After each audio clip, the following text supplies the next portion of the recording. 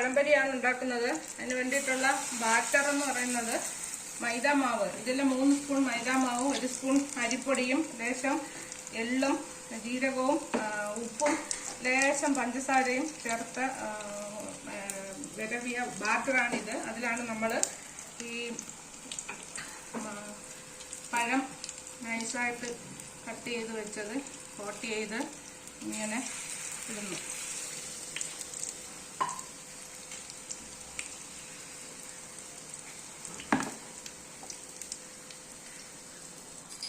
ഇത് ഒരു side fry ആയിട്ട് വന്നിട്ടുണ്ട്. നമുക്കിത് തിരിച്ചിടാം.